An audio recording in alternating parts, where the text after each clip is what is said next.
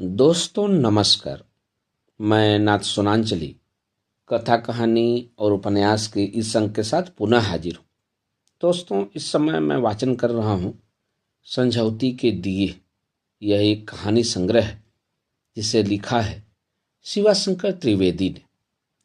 दोस्तों, अब तक मैं इस कहानी संग्रह से 3 कहानियों का वाचन अपने वाचन के पिछले क्रम में कर चुका हूँ, जिसे आप संझौती के दिए प्लेलिस्ट से सुन सकते हैं।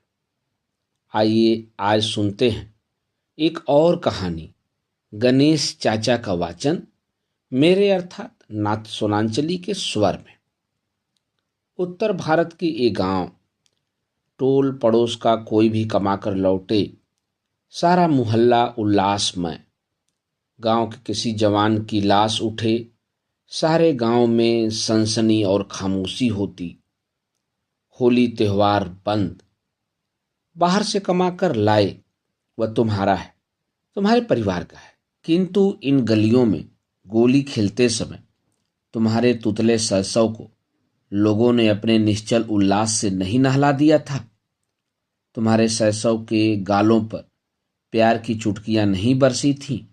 आंगन में आग लेने के लिए आई पड़ोसन क्या तुम्हें दुलराए बिना ही चली गई थी? क्या तुम्हारी कमाई में उनका हिस्सा नहीं है? क्या वे मुंह भी मीठा नहीं करेंगे? क्या तुम इस माटी की उस ममता को छोड़ सकते हो? नहीं छोड़ सकते, नहीं। इसीलिए तो परदेश से कमाकर लौटने वाला मजदूर भी स्टेशन के सामने वाली दुकान से बतासे खरीद कर तौलिए में बांध लेता है और खुशी खुशी 2 रुपए का नोट मोदी अथवा मोदियाइन को संभला देता है। माँ के लिए बिना कोर की धोती, बहन के लिए सलवार और बच्चों के लिए लाल पीले कपड़े लाए हो। भाभी और बहुरिया की चोली के लिए जब 4 गज छाल्टी खरीदे, चौड़े किनारे वाली मोर छाप साड़ियाँ खरीदे, तो क्या तुम भूल गए कि घर आने वाली पड़ोसन जब तुम्हारी बहुरिया को चुटकी लेगी, काहे तो ये छतिया उतान मोरी गुरिया, तो उसका भी मुंह मीठा कराना पड़ेगा। वह अगले दिन तुम्हारे आंगन में आ धमकेगी, नागिन सी वेड़ियों को तेल से चमकाकर जूड़े बधाएगी। बुढ़िया भी आएंगी, आचर में प्रसाद ग्रहण करेंगी और तुम्हारी सुहागन का आचर आशीषों से भर देंगी। क्या तुम भूल गए हो कि तुम्हारे साथ गलियों में चौकड़ी भरने वाली अधनंगी पलटन अब जवानों की पलटन हो गई है? अब तो वे ढोल झाल पर, झोड़ी करताल पर गाते बजाते भी हैं। शाम को वे गोल बांध कर आग घुमड़ेंगे, तुम्हारे द्वार पर रामायण गाएंगे, मेहिनी गाएंगे, रात भर बीड़ियों के धुएं उड़ाएंगे। तुम नहीं भूल सकते हो इस ममता को, इस माटी को कोई नहीं भूल सका है। पालगिन भैया, पालगिन चचा, आगे आगे मैं, पीछे सर पर सामानों का पहाड़ लिए कुली और उसके पीछे बाल गोपालों का जत्था। कुली ने दरवाजे पर सामान रखा। संध्या का झुटपुटा हो चला था। बच्चों को मिठाइयाँ दी गई। बूढ़े बुजुर्ग लोग भी आने लगे। चौपाल में भीड़ बढ़ने लगी। पहुंचे हुए आधे घंटे से ऊपर हो चला, लेकिन गणेश चाचा अभी तक नहीं आए। पिताजी से पूछा, गणेश चाचा? एक साथ ही कई स्वर आए। वे तो बहुत बीमार हैं, बहुत कमजोर हो गए हैं। सोचता हूँ उनसे मिलता हूँ। माटी का नाता, ममता का नाता और खून का नाता तो है ही। तभी एक छोटा बच्चा दौड़ता हुआ आता है। चाचा जी, गणेश दादा आपको बुला रहे हैं। गणेश चाचा को पता चल गया है। मैं बढ़ता हूँ मिल आने के लिए, तो पिताजी टोक देते हैं। क्या जाना है उनके यहाँ? पैसे मांगेंगे। एक बार 150 रुपए दिए थे, वे तो लौटाए नहीं। 50 बार कहा, पैसे नहीं दे सको तो मकान के सामने वाली जमीन की लिखा पढ़ी करवा दो, तो सांस ही नहीं लेते। मन में पाप आ गया है। मन को कुछ ठेस तो लगी, किंतु मैं उनके संकेत से बैठ गया। रात को सोने जाने के पहले पिताजी ने समझाना शुरू किया, गणेश को तुम्हारे देने से पूरा पड़ेगा। तुम तो संसार का रंग ढंग देखते नहीं। मैं दंग था। पिताजी ने गणेश चाचा को किस प्रकार भाईचारे की मधुरता से उठाकर संसार के मरुस्थल में फेंक दिया, किंतु रुपयों वाली बात मेरी समझ में नहीं आई। तो मैंने किसे दिए रुपए? उन्हीं को, गणेश को। तुम्ही ने भेजे थे 150 रुपये। 150 रुपये? मैंने तो नहीं भेजे थे, और न उनको कभी हाथ से ही रुपए दिए हैं। तो क्या अब वे झूठ बोलते हैं? तुम्ही ने पत्र के साथ 150 रुपयों की रजिस्ट्री की थी। तकरार व्यर्थ थी और लंबी वार्ता को हमारे अभिभावक हठपूर्ण दलील मानते हैं। मैं चुप हो गया। अगले दिन प्रातःकाल जब पिताजी खेतों की ओर गए, मैं गणेश चाचा से मिलने गया। गणेश चाचा तो क्या थे, एक सूखा कंकाल चारपाई पर बैठा खास रहे थे। 2 रुपए का एक नोट उनके पैरों पर रखकर मैंने चरण स्पर्श किया। कुशल मंगल के उपरांत मैंने पूछा, चाचा, मैंने आपको 150 रुपये कब भेजे थे? गणेश चाचा के होठ कुछ खिले, आंखों में एक आभा सुगबुगाई। अरे पगला, यह सब तो मैं तुम लोगों की प्रतिष्ठा के लिए कह देता हूं। मेरे बच्चे बड़ा सत्कार करते हैं, पूरा ध्यान रखते हैं। जब बीमारी दिख करती है और चूल्हा फूकने की ताकत नहीं रहती तो पड़ोसी खाना बनाने के लिए पूछने आते हैं। मैं तो उनसे कह देता हूं कि मेरा खाना घर से आया था या आ जाएगा। हम जैसे भी रहें, दूसरों को क्यों बताऊं? एक दिन तुम्हारा एक साथी कोट पैंट पहने हुए तुम्हें पूछता हुआ आया। मैंने यथायोग्य सत्कार किया। उसके चले जाने पर गांव के लोग पूछ रहे थे, कौन था? मैंने तो तुम्हारे लिए ही कहा कि उसे मेरे बीमार होने का समाचार मिल गया था और उसी ने मेरे इलाज तथा जांच के लिए डॉक्टर को लिख दिया था। गणेश चाचा की खांसी फिर उभर आई। मैं अवाक बना उन्हें एकटक देख रहा था। सांस थमने पर उन्होंने फिर कहना शुरू किया, भैया तो मुझे अभी तक आवारा ही समझते हैं। तुम्हारे भाई के तिलक में मुझे कोई बुलाने तक नहीं आया, फिर भी मैं वहां जाकर बैठा। क्या करूं? लोग समझेंगे कि एक भाई की बंसी बज रही है और दूसरा। इस बार चाचा की आंखें कुछ सजल हुईं। मैं समझ नहीं पा रहा था कि क्या कहूं। कितना त्यागपूर्ण असत्य था। किंतु तभी घर से बुलाहट आ गई। तार आया था। नौकरी वाले काम से ही अगले दिन एक बार फिर पूना जाना आवश्यक था। पिताजी 3 भाई थे। गणेश चाचा सबसे छोटे, बचपन से ही स्वतंत्र दिमाग के आदमी, गाने बजाने और लड़ने घूमने का शौक, पढ़ाई लिखाई 4वीं तक, खेती गृहस्थी से कोई सरोकार नहीं।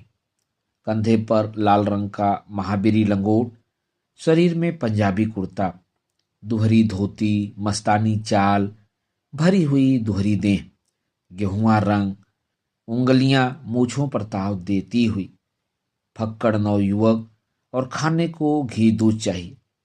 आखिर काम कैसे चले? कुलीन परिवार में जन्म लेने से क्या हुआ? ऐसे घुमक्कड़ को अपनी कन्या कौन विवाह दे? अतः गणेश चाचा शादी विवाह की झंझटों से मुक्त ही रहे।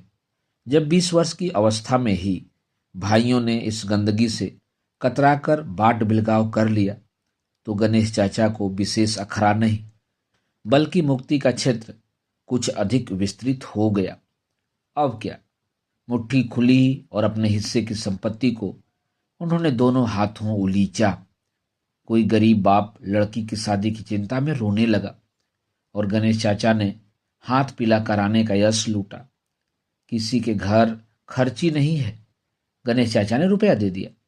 गांव के किशोरों को साल में 1-1 लाल लंगोट और 2-2 रुपए देकर कुश्ती व्यायाम में जुटा दिया। चाचा की उदारता ने गांव की रौनक बढ़ा दी। सभी युवकों की मांसपेशियां गठी हुई, सीना उभरा हुआ, पुट्ठे कसे हुए, अंग विकसित। जवानी रौनक है, जवानी ज्योति है। क्या कहा? जवानी कमाने धमाने के लिए ही है। हाँ, खूब अर्थ लगाए जिंदगी का। गणेश चाचा इस अर्थ को नहीं मानते। जवानी में खटोगे नहीं, संचय नहीं करोगे तो बुढ़ापे में कष्ट होगा, कोई पूछेगा भी नहीं। लेकिन जवानी का इतना दुरुपयोग, जवानी केवल इसलिए कि बुढ़ापे की तैयारी की जाए, बिल्कुल नहीं। गणेश चाचा ने तो जवानी को इस मूल्य पर नहीं तौला। कौन नहीं जानता कि जीवन की सबसे बड़ी समस्या भोजन प्राप्त करना, सबसे बड़ा आनंद भोजन करना और सबसे बड़ा कौशल जवानी को पेट का पहरेदार बना देना है। कौन नहीं जानता कि संसार में जीना संग्राम है, महाभारत है, एक कुरुक्षेत्र है।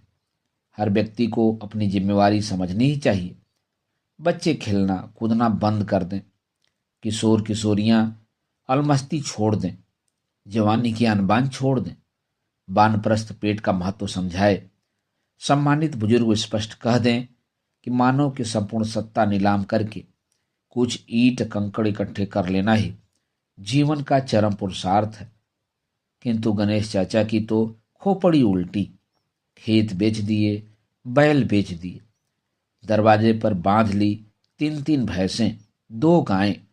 प्रातः ब्रह्म मुहूर्त में उठकर कसरत व्यायाम करते, फिर भैंसों को खिलाते पिलाते और दूध निकालते। जितना बन पड़ा दूध पी लिया, कुछ थन के नीचे से ही बेच दिया और शेष हम मस्तों को पिला दिया। कभी मस्ती आई तो बछड़ों और पाड़ों ने ही उत्सव मनाया। किसी के बुखार चढ़ा तो गणेश चाचा जाकर दूध पहुंचा आएंगे। हम बच्चे तो थन के नीचे का गर्म दूध ही पीते। गाय भैंसों की सेवा से गणेश चाचा को अवकाश तो अवश्य कम मिलता था, किंतु मस्ती और फक्कड़पन की लत नहीं छूटी।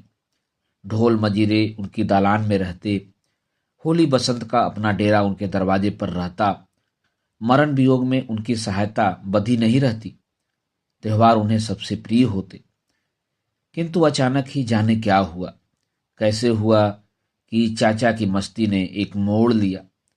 जवानी ने एक सर्वथा नए क्षेत्र में अपनी कलाबाजियां दिखानी शुरू की। जब अन्य गांवों में युवा मंडली गा रही थी, अब के जान बचाना भोला हिटलर की लड़ैया से, अर्थात भोले शंकर हिटलर की इस लड़ाई से जान बचाना, तभी गणेश चाचा की चौपाल गूंज उठी। भारत छोड़ के भारतवासी, अब तू जाइबा कौना देश, भारत छोड़ के भारतवासी। गांधी जवाहर जेल में बैसे राजेंद्र प्रसाद, वीर सुभाष फिर जंगल में, फांसी पर सरदार, भारत छोड़ के भारतवासी। अर्थात भारतवासियों, अपनी जन्मभूमि को छोड़कर तो कहीं जा नहीं सकते। तुम्हारे गांधी जवाहर और राजेंद्र प्रसाद अपनी माँ की गोद में ही जेल की यातनाएं झेल रहे हैं। तुम्हारा वीर सुभाष चंद्र बोस जंगलों की खाक छान रहा है और तुम्हारा सरदार भगत सिंह फांसी पर झूल रहा है। आखिर तुम कब तक हाथ पर हाथ धरे सोचते रहोगे? इस मातृ देश को छोड़कर क्या जा सकोगे? किंतु मस्ती का यह काव्य अचानक ही अपने चरमोत्कर्ष पर कितनी जल्दी से पहुंच गया। सभी दंग रह गए। बस यही पता लगा, गणेश चाचा थाना फूंकने वालों के अगुआ थे। खजाने पर धावा बोलने वालों में जोश उन्होंने भरा। रेल की पटरियां उन्होंने उखाड़नी शुरू की। सन 1942 का जन विप्लव था और गणेश चाचा आकाश में उगे नए ज्वलंत नक्षत्र की भांति चमक रहे थे। युवकों की धमनियों में उन्होंने ही प्राण फूंका था। सारे इलाके में उन्हीं के नाम की चर्चा थी। बूढ़े दोनों प्रकार की बातें कहते थे। कुछ कहते थे कि गणेश ब्रिटिश शासन का तख्ता उल्टने के लिए ही फौलादी जवानों की पलटन तैयार कर रहा था। कुछ यह भी कहते थे कि गणेश के कारण सारा गांव फूंका जाएगा। फिर यही पता चला कि गणेश चाचा गिरफ्तार कर लिए गए। अब उनकी खबर कौन ले? कौन कहे कि वे अपने गांव थे? गांव में गोरे सिपाहियों के आने पर पिताजी ने भी स्पष्ट कह दिया कि गणेश बचपन से ही अलग था, आवारा था और किसी का न तो अंकुश मानता था और न कोई बात सुनता था। आखिर वे भी करते क्या, बाल बच्चे वाले आदमी ठहरे। गांव तो यूं ही सुना सुना लगता था। अब थाना पुलिस के आतंक से और भी कुम्हलाया मुरझाया सा लगने लगा। थाने वाले गणेश चाचा की गायें भैंसें खोल ले गए, मकान का सारा सामान लाद ले गए और मकान पर ताला लगा दिया गया। 4 साल बाद गणेश चाचा जेल से छुटकर आए, किंतु अब वह गणेश चाचा कहाँ थे? हड्डियों का ढांचा, धसी आंखें, टूटा हुआ शरीर। लोगों ने गिरफ्तारी के पहले देखा था 28 साल के जवान को, जिसकी रौनक देखकर सबकी आशीष झर पड़ती थी, और अब देखा 32 साल के बूढ़े को, देखकर आंसू छलक आए थे। कैदियों में सबसे जोशीले, सबसे बलिष्ठ थे गणेश चाचा, और जेल की सबसे अधिक यातनाएं भी उन्हीं को झेलनी पड़ी। कोड़ों और डंडों की बरसात, अपमानपूर्ण व्यवहार और भूख की चोट ने गणेश चाचा को उभार उभार कर धोना था। लोग उनकी यातनाओं का वर्णन करते तो रोंगटे खड़े हो जाते। जेल जीवन ने चाचा को गांधीगिरी बना दिया। एक गाल पर कोई चपत लगाए तो दूसरा गाल सामने कर दो। वह जीवन चला गया जिसे हम जीवन कहते थे, और अब जीवन का एक ऐसा अध्याय उभरा जिसकी आशा ही नहीं की जा सकती थी। पहले की मस्ती की कोई रेखा न तो गांव में शेष रह गई थी और न गणेश चाचा के शरीर पर ही। अगर कोई निशानी थी तो वह गणेश चाचा के मुकद्दरों की एक जोड़ी, जिसे चलाना थाने वालों को नहीं आता था। अब तो चाचा बिल्कुल थक गए थे और उन्हें खांसी भी आती थी। दूसरे दिन तो मुझे पूना जाना था, अतः उसी रात दरवाजे पर रामायण मंडली के गायन का आयोजन हुआ। गांव भर के गवैये झाल ढोल में मस्त थे। सामने एक चरपाई पर गणेश चाचा बैठे थे। कमजोरी थी, लेकिन उमंग को दबा नहीं सकी थी। सामने थाल में बीड़ियों के बंडल पड़े थे, खैनी के पत्ते पड़े थे। ताल टूटने पर चाचा गवैयों को बीड़ियां बांटते, वे धुओं के बादल उड़ाते। चाचा बार बार उन्हें चाय पानी के लिए पूछते। बीड़ियां गणेश चाचा अपनी ओर से लाए थे। लोगों की बातों से पता चला कि गणेश चाचा का हाथ आज खुला है। उन्होंने दिन में 8 आने का तेल मंगाकर मुकद्दरों की जोड़ी को तेल पिलाकर चमका दिया था। मुझे अनुमान लगाते देर नहीं लगी कि चाचा ने पावलगी के उन 2 रुपयों का क्या उपयोग किया था। मुकद्दरों को तेल, गवैयों को बीड़ियां और खैनी। किंतु पिताजी की भौहें कुछ खींची सी थी। ललाट की सिकुड़न भीतर उठती चिंता को व्यक्त करती थी। पता नहीं इस मूर्ख ने क्या दे दिया गणेश को। गणेश चाचा गई रात तक बैठे रहे। गाना बजाना होता रहा। जेल से लौटने के बाद से तो इनकी कार्यसीमा ही थी यथाशक्ति गांव वालों के सुख दुख में शरीक होना। कितने लोगों ने खादी पहनकर नेतागिरी शुरू की, कितनों ने पेंशन प्राप्त की। देश आजाद होने पर कितनों ने राजनीतिक कैदी के प्रमाण पत्र दिखा दिखाकर देश के खजाने पर धावा मारा। किंतु गणेश चाचा, उनके जेल जाने का तो इतना ही लाभ हुआ कि मैंने एक आवेदन पत्र पर उनका हस्ताक्षर लेकर कि मैं एक राजनीतिक कैदी का भतीजा हूं, एक बार छात्रवृत्ति प्राप्त की थी। उस समय भी वे पिताजी की इच्छा के नाते ही हस्ताक्षर करने पर राजी हुए। अरे पगला, मैं भैया की बात नहीं टाल सकता। बड़ों के सामने सिर नहीं उठाना चाहिए। काम तो गलत है, लेकिन ला कागज। इस जिंदगी में देश के लिए कुछ हो गया तो उसकी तनख्वाह नहीं चाहिए। और उन्होंने कागज पर हस्ताक्षर कर दिया। पूना के झमेलों ने ऐसा उलझाया कि मैं छोटे भाई की शादी के केवल एक दिन पूर्व ही गांव लौट सका। गांव में घुसते ही पता चला गणेश चाचा अभी संसार में नहीं रहे। हृदय पर जैसे हथौड़े का प्रहार हो गया। गणेश चाचा, समाचार देने वाले ने जो कुछ बताया उससे गणेश चाचा का करुण चित्र इतना ही उभर सका। गायन वाली रात के जागरण का उन पर बड़ा घातक प्रभाव हुआ। घर जाकर वे गिरे तो फिर चारपाई नहीं छोड़ सके। भयंकर बुखार और छाती दहलाने वाली खांसी। चौथे दिन वे कुछ ठीक दिखाई दिए, कुछ आराम मालूम हुआ। आने जाने वालों से उन्होंने बड़ी भाव भरी सलाम बंदगी की। शरीर में तो कुछ था नहीं, लेकिन उनके चेहरे पर अच्छी रौनक दिख रही थी। अचानक हंसते हंसते बोलते ही उनके प्राण पखेरु उड़ गए। मन में शोक की एक आंधी भरे मैं घर पहुंचा। वहां बड़ी चहल पहल थी। गणेश चाचा के दरवाजे पर ही अतिथियों के रहने की व्यवस्था थी। दालान से लेकर बाहर तक गैस बत्तियों की रोशनी से जगमगाहट हो गई थी। लाउड स्पीकरों के गीत वायुमंडल को हिलकोर रहे थे। बड़ी साज सज्जा, बड़ी दौड़ धूप, बड़ी अदब औपचारिकता का वातावरण था। गणेश चाचा का शौक तो समारोह को छू भी नहीं सका था। पंडित पुरोहितों ने खींच तान कर प्रमाणित कर दिया था कि गणेश चाचा मेरे परिवार से इतने दूर पड़ जाते थे कि उनका शौक शादी में कोई बाधा नहीं बन सकता। और भी दुख हुआ कि गणेश चाचा का अंतिम संस्कार भी नहीं किया गया। अब मेरा मकान द्वार भी बहुत विस्तृत दिखाई दे रहा था। गणेश चाचा का हिस्सा भी मेरे ही मकान में आ मिला था, क्योंकि अब उनका हिस्सा भी तो हमारा ही था। पिताजी भी संसारी आदमी ठहरे। जीवन में शोक और प्रसन्नता के मौके तो आते ही रहते हैं। जो होना था वह तो हो ही चुका। अतः उन्होंने शादी के समारोह में उत्साह दिखाने में कोई कमी नहीं की। मेरा मन तो डूबता जा रहा था, आंखें भी उमड़ रही थी, किंतु मन को एक बार की नहीं पच रही थी कि गणेश चाचा इस दुनिया से चले गए। उनका अस्तित्व मेरे रोम रोम में गूंज रहा था। थोड़ी देर बैठकर सुस्ता लेने के बाद मैं भी टहलता टहलता गणेश चाचा के द्वार पर गया। लोगों से सलाम बंदगी और कुशल मंगल करने के बाद मैं दालान में गया। अचानक मेरी दृष्टि दालान वाले कमरे में गई। अंधेरे कमरे में दो चमकती आंखें।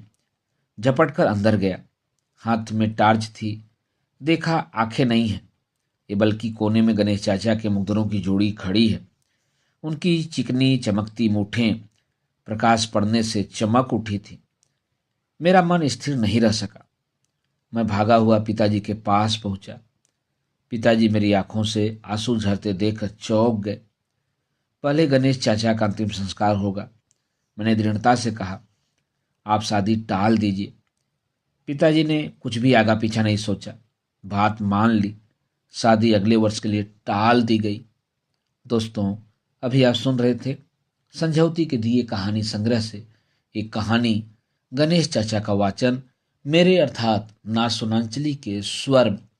संझौती के दिए से और कहानियों को सुनने के लिए आप कथा कहानी और उपन्यास से जुड़े रहें। धन्यवाद। नमस्कार।